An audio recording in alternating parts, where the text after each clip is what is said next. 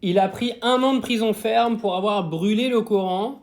Il aurait pu me le donner, parce que moi, du coup, j'ai acheté le mien hier. Alors oui, un homme de 27 ans condamné à 1 an de prison ferme pour avoir brûlé un Coran. Donc, chais.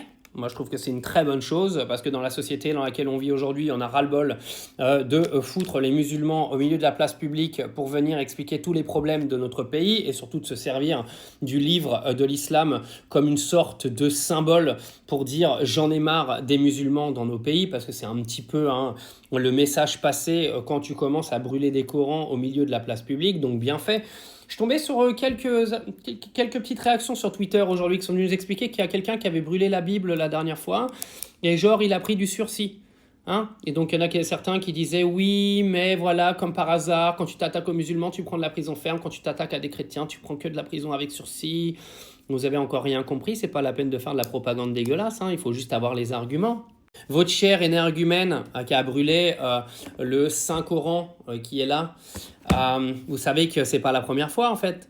C'est pour ça qu'il a pris 1 an de prison ferme. C'est pas parce qu'il a brûlé simplement un livre musulman. C'est parce qu'en fait, le procureur lui a dit vous avez déjà été condamné à 3 reprises par un tribunal pour des faits de menace, de violence à raison de l'orientation sexuelle, donc homophobe, et ou identité de genre et de vol. Donc en gros le gars il avait déjà agressé je sais pas qui, des non-binaires, des homosexuels ou je sais pas quoi, et il a brûlé un Coran au milieu de la place publique.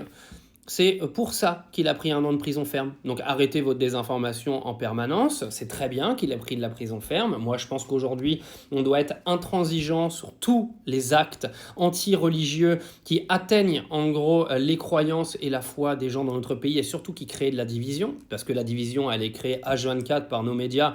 Donc maintenant, pour moi, chaque fois qu'il y aura quelqu'un qui s'amusera à blasphémer ou parce que le droit de blasphème, on y a le droit en France, parce qu'en fait, on est le pays où on a le droit de diviser le plus. C'est ça, en fait, que le blasphème, ça sert juste à ça. Le blasphème, ça sert à diviser les populations. Ça sert à rien d'autre, d'accord ? Et puis, de toute façon, le blasphème, il est toujours dirigé vers une certaine religion, rarement sur les autres, en plus. Alors le procureur a également dit qu'il faut apporter une réponse à une société qui se sent blessée après la transgression du prévenu dont le discernement n'était qu'altéré. Oui, parce qu'il a dit qu'il était schizo ou je sais pas quoi.